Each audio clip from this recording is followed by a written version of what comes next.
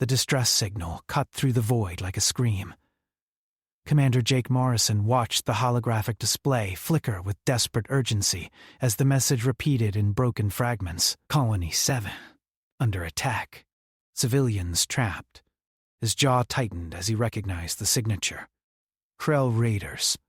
The species that had signed the accord 20 years ago, promising to respect human territory in exchange for their continued existence. "How many ships?" Jake asked, his voice cold enough to freeze helium. 15 Krell warships, sir," Lieutenant Amy Chen reported from her station. "They've blockaded the entire colony. Initial reports suggest they're taking prisoners." The bridge of the Terran defense ship Vigilance fell silent. Every crew member knew what this meant. The Krell had just shattered the most sacred rule in galactic politics. For 2 decades, every species in the known universe had followed one simple principle: leave humanity alone. The Krell Dominion, desperate and foolish, had apparently forgotten why that rule existed. Jake's fingers drummed against his command chair. "Send a priority alert to Fleet Command. Tell them the accord has been violated." Then plot a jump to Colony 7, maximum speed. "Sir, we're 3 days out even at top velocity," Amy said carefully. "The colonists might not have 3 days." "Then we make it in 2, Jake replied. He activated the ship-wide communications system. "All hands, battle stations. This is not a drill.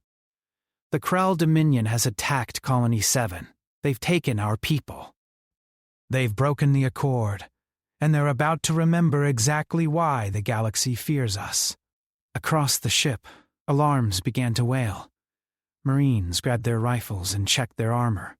Engineers pushed the reactors beyond their supposed limits. Medical teams prepared for casualties.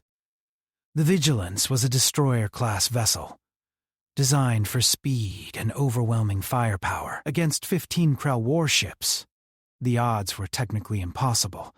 Nobody on board cared about the odds. In the lower decks, Sergeant Lisa Martinez assembled her strike team. 40 Marines, the best the Terran military had produced. They'd trained for this scenario, hoped they'd never need to use it, and now stood ready to prove why human soldiers were considered the most dangerous infantry in the galaxy. "Listen up!" Lisa barked, her voice cutting through the controlled chaos. "Those colonists are farmers, teachers, kids. They're not soldiers. They're us before we put on the uniform. The Krill think they can take them, sell them, or worse. We're gonna show them what happens when you touch our people." The Marines roared their approval. They checked their weapons, knowing that Krell physiology was tough, knowing that this mission would be brutal, not caring about anything except bringing their people home. Meanwhile, across the galaxy, the message was spreading. Human colonies received the news within hours. Station commanders began mobilizing forces. Ships changed course, abandoning trade routes and patrol patterns. The galactic community watched in growing horror as humanity's vast military machine began to move with terrifying coordination. The Krell Dominion had made their choice. Now they would face the consequences. The Vigilance jumped into hyperspace, its engines screaming with fury that matched its crew. Behind it, 20 more human warships changed course toward Krell space, and behind them, 100 more began preparations for war. The galaxy held its breath. Everyone remembered the last time humanity had been provoked. Entire species had been erased from existence. Planets had been reduced to radiation-soaked wastelands. The humans had been merciful enough to stop, to offer peace, to create the accord that protected everyone. The Krell had just thrown that mercy away. Colony 7 survivors huddled in underground bunkers, listening to the sounds of Krell soldiers smashing through their homes above. They clutched their children and whispered prayers. Some of them cried. Others simply waited, knowing that help would come. It always did. Humanity never abandoned its own. The countdown had begun. The Krell had approximately 48 hours before they discovered their fatal mistake. Jake Morrison stood on his bridge, watching the stars streak past, and allowed himself a cold smile. The law of the galaxy was clear. Everyone knew it. Everyone followed it. Do not cross the humans. Someone had finally been stupid enough to try. The journey to Colony 7 took 46 hours. Jake didn't sleep. Neither did most of his crew. The Vigilance pushed through hyperspace at velocities that made the engineering team nervous, and the navigation computer complained with constant warning messages. Jake ignored all of it. Every minute counted. Every second meant colonists suffering under Krell occupation. Lieutenant Amy Chen worked her console with fierce concentration, coordinating with Fleet Command and the growing armada assembling behind them. Reports flooded in from across human space. The Third Fleet had mobilized from Earth orbit. The Seventh was burning hard from the outer colonies. Independent merchant captains were arming their cargo haulers and demanding to join the fight. This wasn't just military anger. This was humanity responding to a threat against their own, with the full weight of their civilization. "Sir, we're receiving tactical data from our spy network in Krell space," Amy announced.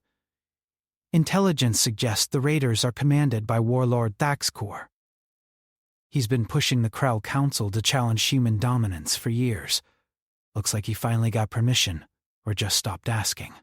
Jake studied the holographic display showing Thaxkor's profile. A massive Krell with scarred armor plating and a reputation for brutality.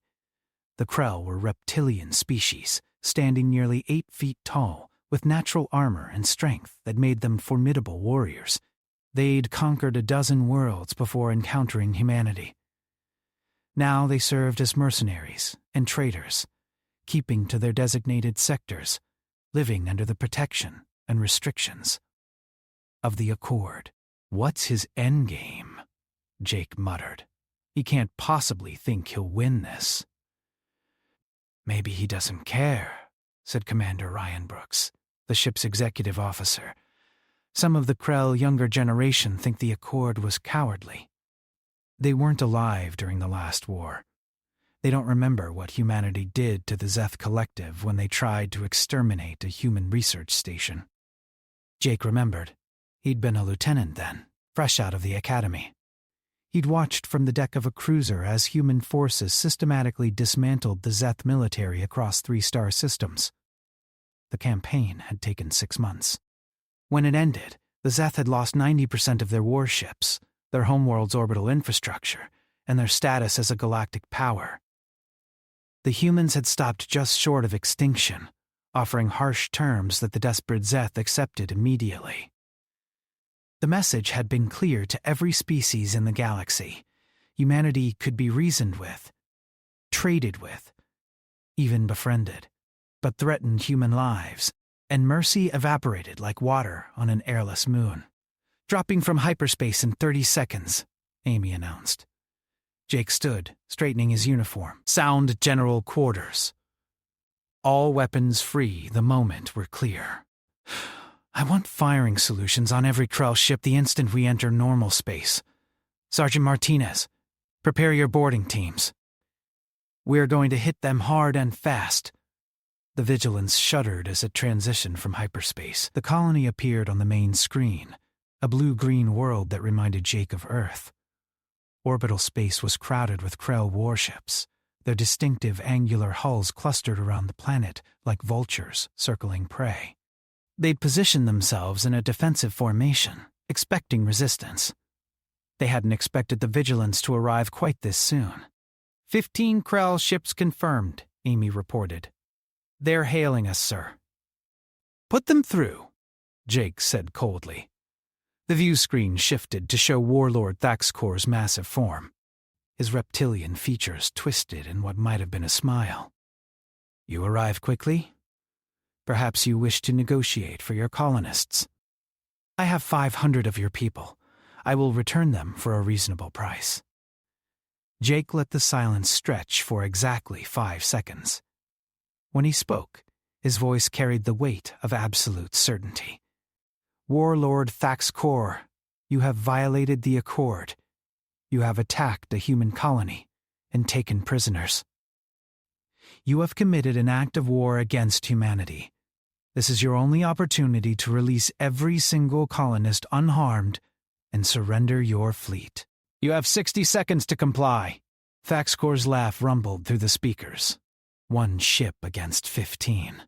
You humans are arrogant. Perhaps I will keep your colonists and add your crew to my collection. Surrender now, and I may show mercy.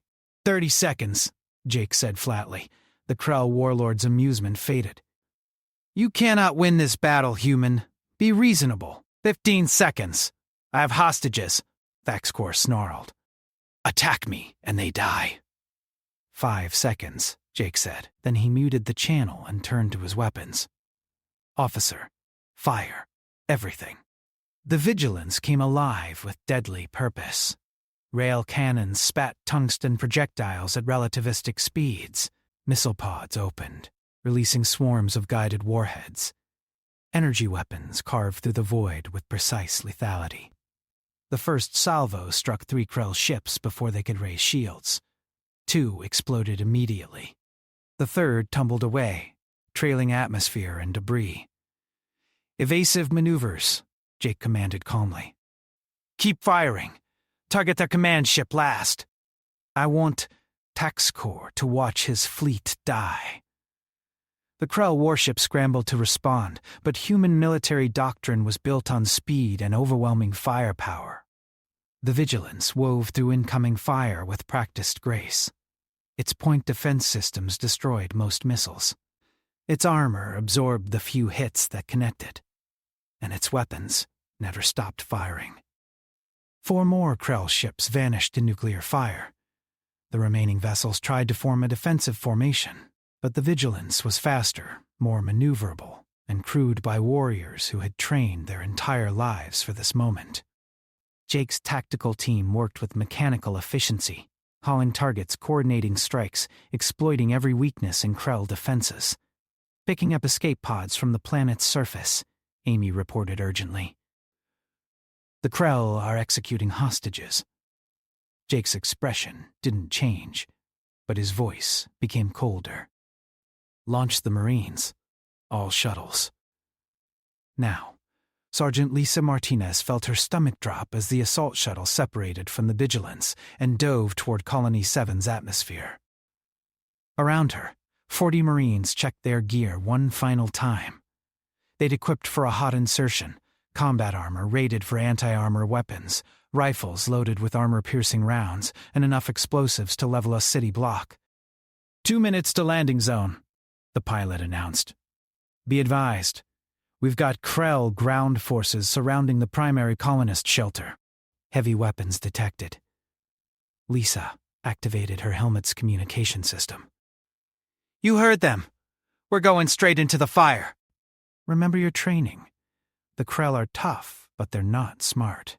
They'll try to use their size and strength. Don't let them get close. Aim for the joints in their armor. Double tap everything. And remember, those colonists are counting on us. The shuttle hit atmosphere, shaking violently. Through the viewport, Lisa could see other shuttles descending in formation. The Vigilance had launched every transport it had, betting everything on speed and aggression. In orbit above, the destroyer continued its deadly dance with the remaining Krell warships. 30 seconds. Weapons hot.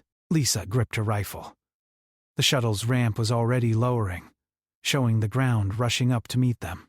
She could see the colonist shelter ahead, a reinforced structure designed to survive orbital bombardment. Surrounding it were dozens of Krell soldiers, their weapons trained on the shelter-sealed doors. The shuttle flared hard, dropping to hover 3 meters above the ground. Lisa was the first out, her boots hitting dirt as her rifle came up. She fired on instinct, her first burst catching a Krell soldier in the neck joint of his armor. The alien went down thrashing. Then all hell broke loose. The Marines poured from the shuttles in a disciplined wave. Their training took over, each soldier moving to predetermined positions. The Krell responded with brutal efficiency, their heavy weapons tearing chunks from the shuttles and surrounding terrain. But the humans were faster, more coordinated, and fighting with a fury that no training could simulate. Lisa watched one of her corporals take a plasma bolt to the chest. His armor held, barely, and he returned fire without breaking stride. A Krell charged from cover, using his massive bulk as a weapon. 3 Marines concentrated fire on him, their rounds punching through armor at weak points. The Krell collapsed less than 2 meters from Lisa's position. "Breaching team, move up," Lisa ordered. "Cover fire, maximum intensity." "We need that shelter open in the next 60 seconds. The battle settled into a desperate rhythm. The Marines had superior tactics and equipment. The Krell had numbers and raw physical power. Bodies fell on both sides. Lisa coordinated her forces with grim determination, directing fire teams, calling for medical support, and slowly, methodically, pushing toward the shelter. A massive explosion rocked the battlefield. Lisa looked up to see another Krell warship exploding in orbit, debris streaking across the sky like falling stars. The Vigilance was winning its fight. Now the Marines had to win theirs. "Shelter breach in progress," one of her sergeants reported. "But we've got a problem. The Krell rigged the main door with explosives. They're threatening to blow it if we advance." Lisa's mind raced through options. They could try to disarm the explosives, but that would take time. They could fall back, but the colonists might be executed. Or they could call the Krell's bluff and hope the aliens valued their own lives enough to surrender. She chose option 4. "Air support, this is ground team leader," Lisa transmitted. "I need precision fire on my marker. Danger close. I repeat, danger close. Confirm, ground leader. Sending one of our best." Call sign Hawk inbound. Lisa designated the target, a cluster of Krell soldiers positioned near the shelter's explosive charges. Within seconds, a human fighter screamed overhead, its weapons spitting death with surgical precision. The Krell position vanished in a series of controlled detonations. The explosives on the shelter door were destroyed before they could be triggered. "Breach team, go now," Lisa shouted. Marines rushed forward with cutting torches. The shelter's door was reinforced, but human engineering had planned for emergency access. Within 3 minutes, they'd burned through the locks. The door swung open, revealing hundreds of terrified colonists huddled inside. "United States Terran Defense Force," Lisa announced, her voice carrying over her helmet speakers. "You're safe now. We're getting you out." A little girl, no more than 6 years old, pushed through the crowd and ran to Lisa. She wrapped her arms around the Marine's armored leg. Lisa felt something crack in her chest, a reminder of why she joined the military in the first place. She knelt down, removing her helmet so the child could see her face. "What's your name, sweetheart?" Lisa asked gently. "Emma," the girl whispered. "The bad aliens took my dad. They said they were going to hurt him." Lisa's expression hardened. She stood, replacing her helmet, and opened a channel to all Marine units. All teams, new priority, were finding every single colonist the Krell took. Nobody gets left behind. No exceptions. The Marines roared their approval and pressed the attack with renewed fury. In orbit, Commander Jake Morrison watched the last 3 Krell warships attempt to flee. He'd saved Thaxcor's command ship for last, systematically destroying every vessel that tried to protect it. Now, the warlord's flagship stood alone, its shields failing, its weapons depleted. "Hail them," Jake ordered. Thaxcor appeared on screen, his earlier arrogance replaced by barely concealed fear. Burns marred his armor. Smoke filled his bridge behind him. "What are your terms?" he rasped. "There are no terms," Jake said quietly. "You wanted to know what happens when you cross humanity. Now you know. But I'm not going to kill you, Warlord. That would be too quick. Instead, you're going to live. You're going to return to your people. And you're going to tell them exactly what happened here today. You're going to explain how one human ship destroyed 15 Krell warships in less than 2 hours, You're going to tell them what happened to the soldiers who threatened human colonists, and you're going to make sure every Krell in the galaxy understands why the Accord exists." Jake leaned forward, his eyes burning with cold fire. "Now release every colonist you're holding on that ship. You have 5 minutes. After that, I start shooting again." Vaxcor's transmission cut off. 4 minutes later, escape pods began launching from the Krell flagship, each one containing rescued colonists. Jake's crew worked efficiently, recovering each pod and ensuring the civilians received immediate medical attention. When the last pod was secure, Jake opened the channel one final time. "Leave now, Warlord.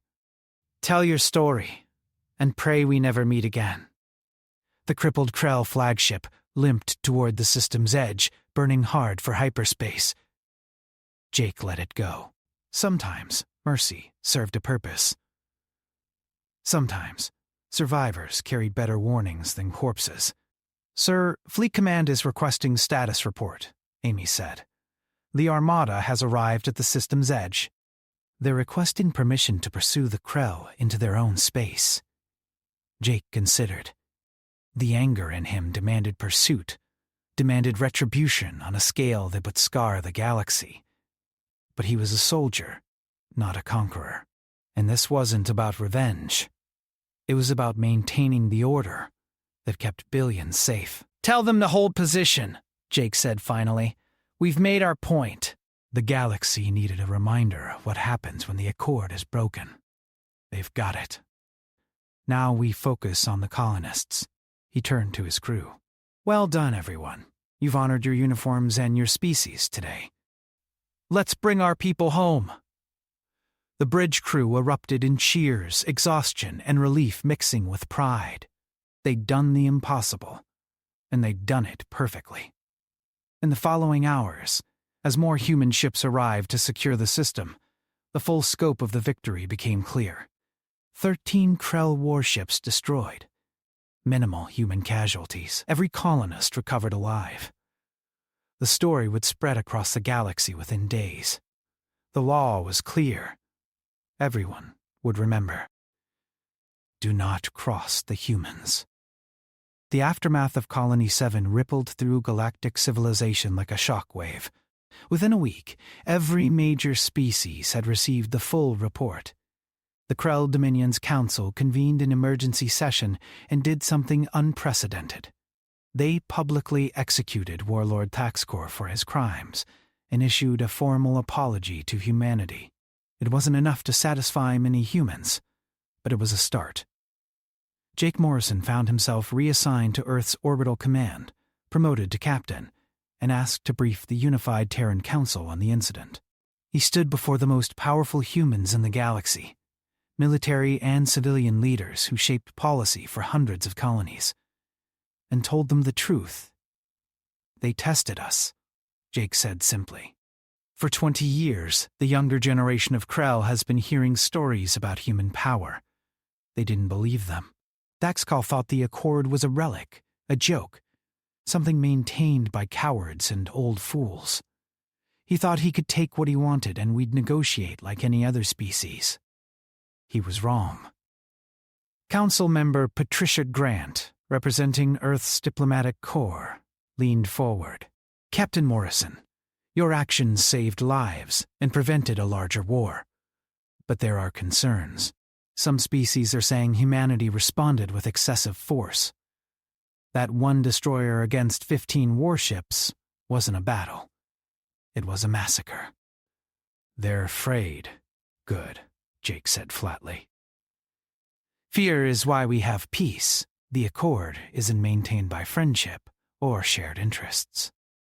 It's maintained by the absolute certainty that attacking humanity brings swift and overwhelming consequences.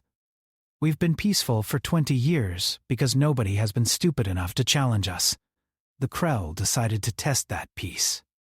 We reminded them why it exists." Another council member, Defense Minister Carlos Rivera, nodded grimly. "The military supports your actions, Captain. But we're concerned about escalation. If other species decide humanity is too dangerous, we could face coordinated aggression. Multiple species attacking simultaneously across different fronts. Jake had considered this. Then they'll lose together instead of separately. Sir, with respect, humanity didn't ask to be the dominant military power in the galaxy. We didn't conquer our way to this position. We defended ourselves when attacked, fought wars we didn't start, and showed mercy when we could have shown annihilation. Every species in the Accord signed those treaties because the alternative was extinction. That hasn't changed. The Council debated for hours. Jake answered their questions, defended his decisions, and finally received their approval. The operation at Colony 7 was officially classified as a successful defense action. The Vigilance and her crew received commendations. Sergeant Lisa Martinez and her Marines were celebrated as heroes. But Jake knew the truth. They hadn't won a great victory. They'd simply prevented a disaster. And somewhere in the galaxy, other species were watching, calculating, wondering if humanity's power had limits. On Colony 7, rebuilding began immediately. The colonists who had survived the Krell occupation struggled with trauma, but they also demonstrated the resilience that had allowed humanity to thrive across hundreds of worlds. Emma, the little girl who had hugged Lisa Martinez during the rescue, became something of a symbol. She appeared in news broadcasts, speaking about how the Marines had saved her, how her father had returned safely, how she wanted to join the military when she grew up. Lisa visited the colony during Reconstruction. She walked through the new buildings rising where Krell weapons had destroyed the old ones. Children recognized her, asked for autographs, wanted to hear stories about the battle. She obliged, carefully editing the violence, focusing on the courage and the teamwork. Emma found her during one visit, running up with a drawing clutched in her small hands. It showed a Marine, recognizable by the helmet and armor, holding a child's hand. Above them, stars and ships filled the sky. "I made this for you," Emma said proudly. "Because you saved us. My teacher says you're a hero." Lisa knelt down, accepting the drawing with gentle hands. "You know what real heroes are, Emma. They're people who do their job when it's hard, who help others when they're scared, who stand up when everyone else wants to run away. Your parents, who kept you safe during the attack. They're heroes, the colonists who shared food and water in the shelter. Heroes. My job is just to make sure heroes like you get to be safe." Emma considered this seriously. Then she hugged Lisa again, fierce and trusting. "When I grow up, I'm going to be a Marine. I'm going to save people like you did." "Then you'll make a fine Marine," Lisa said softly. "Just remember, we fight so others don't have to. That's the only reason any of this matters." Meanwhile, across the galaxy, the Krell Dominion descended into political chaos. Faxcor's execution hadn't satisfied the more militant factions, who saw his death as cowardice. Conservative Krell who had opposed the attack felt vindicated but powerless. The moderate majority just wanted to avoid further conflict with humanity. A young Krell warrior named Vextal stood before his clan elders and spoke words that would have been unthinkable a month earlier. "We were fools. The humans have been merciful, and we mistook mercy for weakness. Our ancestors who signed the Accord understood what we forgot. They had seen human fury unleashed. They knew the price of defiance." An elder clicked his mandibles in agreement. "The old stories are true then. When the humans fought the Zeth Collective, they didn't just defeat them. They broke them so thoroughly that 3 generations later, the Zeth still haven't recovered. When the Varen Hive attacked a human colony world, humanity traced their fleet back to their home system and sterilized 7 planets. We thought these were exaggerations, propaganda, to keep us compliant." "They weren't," Vextal said quietly. "I accessed the military archives, the classified ones. Every story is true. worse than true. Humanity doesn't fight wars like we do for territory or resources or glory. They fight wars to ensure they never have to fight them again. They fight to break their enemies so completely that the survivors become their loudest advocates for peace. The elders sat in heavy silence. Finally, the eldest spoke. Then we must ensure the younger generation understands. We must teach them why the Accord is not a chain, but a shield that protects us from humanity's wrath. This conversation repeated across the Krell Dominion.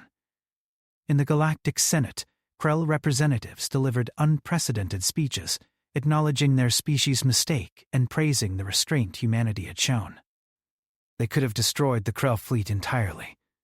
They could have invaded Krell space. Instead, they had made their point and stopped. Ambassador Helen Crawford represented humanity in the Senate. She listened to the Krell apologies with professional courtesy, then delivered a speech that would be quoted for decades. The Accord exists because every species in this chamber has agreed to one simple principle: leave each other alone unless invited otherwise. Humanity doesn't want to be your enemy. We don't want to conquer or dominate. We want to trade, to explore, to coexist. But we will not tolerate aggression against our people. Not from the Krell, not from anyone. The price of attacking humanity is clear now. It has always been clear. We hope this is the last time we need to demonstrate it. She paused, letting her words sink in. Some of you are afraid of us. That's understandable. We're afraid too.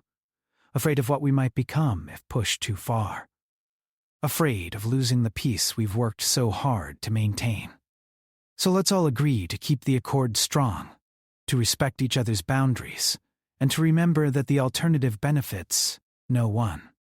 The speech received standing ovations from 2/3 of the Senate. The other third sat in uncomfortable silence. Species that had their own grievances or ambitions. But none of them spoke against her words. None of them dared. Back on Earth, in a small apartment overlooking the Pacific Ocean, retired Admiral Marcus Webb watched the Senate broadcast with interest. He was one of the architects of the original Accord, a veteran of humanity's bloodiest conflicts, and a man who understood the delicate balance they'd created. His granddaughter, serving as a junior officer on a patrol frigate, called him that evening.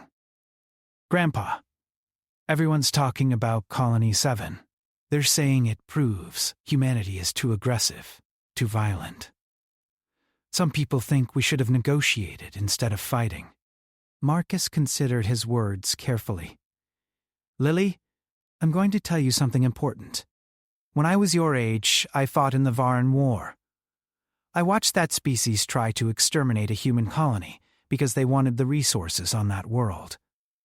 We had a choice: negotiate for the lives of our people, or show the galaxy what happens when you commit genocide against humans. We chose the latter. It was brutal. It was terrible. And it worked. For 20 years, no one has tried to exterminate a human colony. The Krell attack was the first serious violation of the Accord since we established it." He paused. "Violence isn't the answer to everything, but sometimes it's the only answer that works.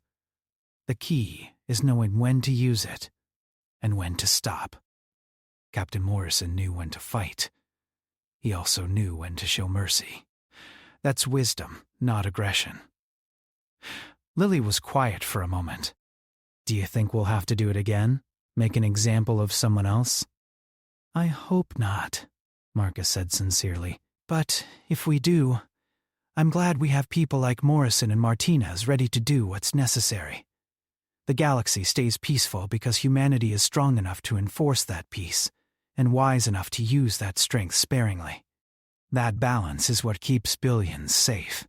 After the call ended, Marcus stood on his balcony, watching the sunset paint the ocean in shades of gold and red. Somewhere above, invisible in the daylight, human warships patrolled the Sol system.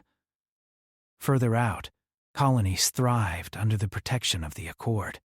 And even further, in the depths of space, potential enemies reconsidered their plans. Remembering Colony 7, the law of the galaxy was clear. Everyone knew it now, without question. Do not cross the humans, and for the moment, at least, everyone was content to obey. 6 months after Colony 7, the galaxy had settled into a new normal. The Accord was stronger than ever, enforced not just by treaties, but by vivid recent memory. Trade flourished. Diplomatic exchanges increased. Even the traditionally aggressive species found ways to channel their warrior cultures into competitive sports and economic competition rather than military conquest. Commander Jake Morrison, now Captain Morrison, commanded the Vigilance on a routine patrol through the border sectors. His crew had earned their reputation, and their ship was now known throughout the galaxy. Krell merchants practically fled when they saw the Vigilance approach. Other species offered immediate cooperation whenever the ship entered a system. Jake wasn't sure how he felt about being feared. He joined the military to protect people, not to terrorize them. But he understood the necessity. Fear prevented wars. Fear kept the peace. Lieutenant Amy Chen had been promoted to full commander and served as his executive officer. She'd earned it through her performance at Colony 7 and her steady leadership in the months since. Now she approached Jake on the bridge with a concerned expression. "Sir, we've received a distress call. It's coming from a Krell merchant vessel. They're being attacked by pirates. Orcan raiders, looks like. The Krell are requesting assistance." Jake studied the tactical display. The Orcan species were notorious pirates, operating outside the Accord, raiding any ships they thought they could overwhelm. They'd attacked human vessels before, always fleeing when military ships responded. This was the first time Jake had heard of them hitting Krell targets. "They're asking us for help?" Jake said. "The Krell?" "Yes, sir. The merchant captain specifically requested the Vigilance by name. He says he knows we'll respond because that's what humans do." Jake felt something twist in his chest. 6 months ago, the Krell had attacked human colonists. Now, they were asking humans for protection. The irony was profound. He could refuse, claim it wasn't his jurisdiction, let the Krell deal with their own problems. Nobody would blame him. But that wasn't who he was. That wasn't who humanity was. "Set course for the Krell vessel," Jake ordered. "Maximum speed. Combat stations." The Vigilance arrived to find 3 Orcan ships circling the damaged Krell merchant like sharks around wounded prey. The Krell vessel was a civilian trader, completely outgunned, its distress beacon screaming desperately into the void. "Hail the Orcan ships," Jake commanded. The largest pirate vessel responded. An Orcan commander appeared on screen, his face a mass of tentacles surrounding intelligent eyes. The species was aquatic in origin, adapted for space through cybernetic enhancement. They were clever, ruthless, and completely amoral. "Human warship," the Orcan said in Universal Standard. "This does not concern you." "The Krell vessel is our salvage claim. Depart, and we will not file a complaint with your authorities." "That Krell ship is under my protection," Jake said calmly. "Release them immediately and withdraw from this system." "You have 30 seconds to comply." The Orcan commander's tentacles writhed in what might have been laughter. "You defend the Krell after they attacked your colony? Humans are strange creatures. We outnumber you 3-1. We will take this prize. You cannot stop us without violating your own accord. These are neutral waters." Jake checked his tactical display. The Orcan was right about the location. This sector wasn't technically under human jurisdiction. Engaging here could be interpreted as aggression. But Jake also knew that the Accord protected commercial vessels from piracy, regardless of species. The Orcan were violating galactic law, and someone needed to enforce it. 20 seconds, Jake said flatly. You're bluffing, human. Stand down. 10 seconds. The Orcan commander's confidence wavered. He'd heard the stories about Colony 7. Everyone had. But 3 ships against 1 had to count for something. Surely the humans wouldn't risk war over a single Krell merchant. 5 seconds, Jake said. Then he cut the transmission and turned to his weapons officer. Disable their engines. Don't destroy them. Just leave them floating. I want them alive, to spread the word. The Vigilants opened fire with practiced precision. Railgun rounds punched through the Orcan ship's engine sections with surgical accuracy. Within 90 seconds, all 3 pirate vessels were dead in space, their crews intact, but completely helpless. Jake's point defense systems destroyed every missile the Orcans launched in desperate retaliation. Send a distress beacon on their behalf, Jake ordered. Someone will pick them up eventually, then help the Krell with their repairs. Over the next hour, the Vigilance's engineering teams worked alongside the grateful Krell crew to restore basic functionality to the merchant vessel. The Krell captain, an older trader named Thalvik, insisted on speaking with Jake personally. Captain Morrison, Thalvik said, his reptilian features showing genuine humility. I know what my species did to your colony. I know you have every reason to hate us. Yet you came when we called. You saved us. Why? Jake considered the question carefully. Because the Accord isn't just about punishing violations. It's about protecting everyone who abides by it. Your government apologized. They executed the criminals responsible. They've honored the agreement since. That means you're entitled to the same protection as any other peaceful trader. What happened at Colony 7 was about enforcing rules. This is about the same thing. Thalvik's head bobbed in a gesture of deep respect. My crew and I will remember this. We will tell our families, our clans. The humans are not monsters. They are just, harsh when necessary, merciful when possible. This is wisdom my people had forgotten. After the Krell merchant departed, safely escorted to the nearest friendly station, Amy joined Jake in his ready room. That was good work today, sir. You could have let them twist in the wind. Nobody would have questioned it. Maybe not, Jake agreed. But then, we'd be no better than the Orcans. The galaxy doesn't need humanity to be the strongest predator.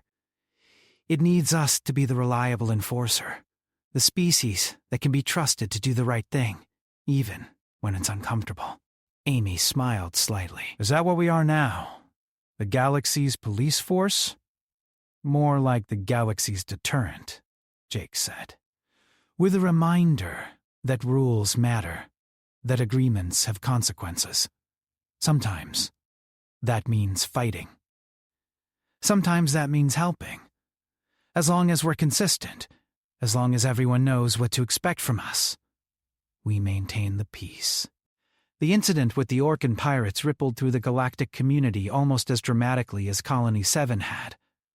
Species that had previously viewed humanity as simply the most dangerous military force now began to see them as protectors of the established order.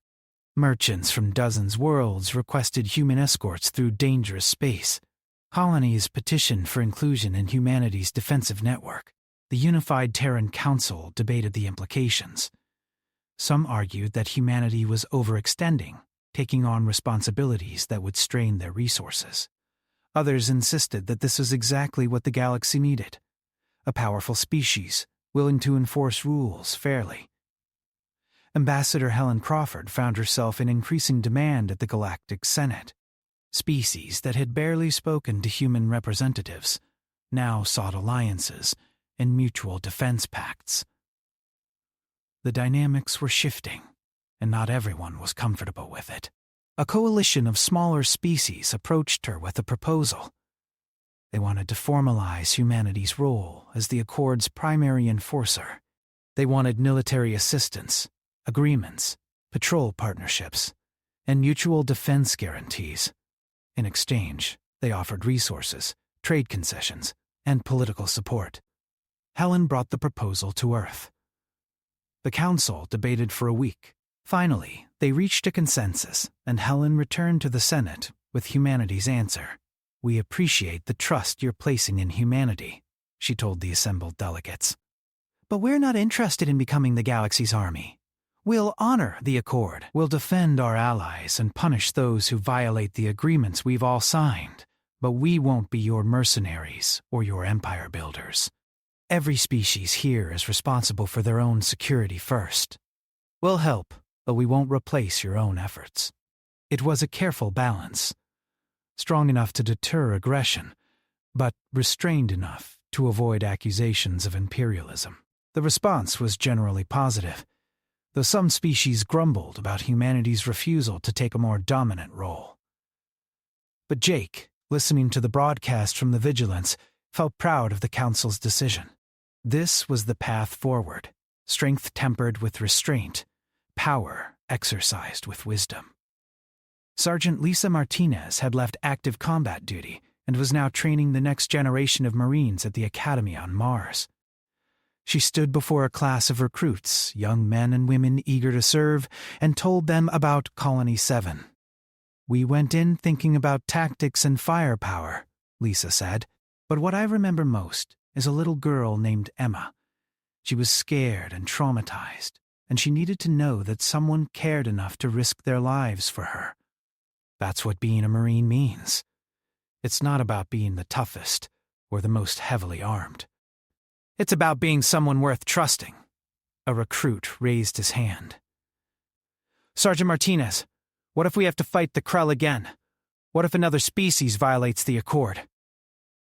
"Then we'll do our job," Lisa said simply. "We'll enforce the rules, protect our people, and show the galaxy that humanity means what it says. But we'll also remember mercy. We'll remember that the goal isn't to create enemies. It's to create a galaxy where everyone can live safely. That balance between strength and compassion is what makes us human." The recruits listened intently. They were the future, the generation that would carry humanity's reputation forward. Lisa hoped they understood the weight of that responsibility. On Colony 7, now fully rebuilt, a memorial stood in the central square. It listed the names of every colonist who had died during the Krell attack. Emma's father, who had survived, brought his daughter to the memorial regularly. They would read the names together, remembering the cost of peace. But the memorial also included a second section, with names of Marines who had died during the rescue. Lisa Martinez had insisted on it, over the objections of some who thought military casualties shouldn't be mixed with civilian losses. But to her, they were all part of the same story. Emma had learned to read the names herself now. She would trace the letters with her small fingers, whispering thanks to people she'd never met, warriors who had died so she could live. And she would renew her promise to herself that one day she would be worthy of their sacrifice. The galaxy turned, cycles continued, and the accord held firm. Humanity's reputation as both warriors and peacemakers spread through every sector. Pirates fought twice before attacking any vessel.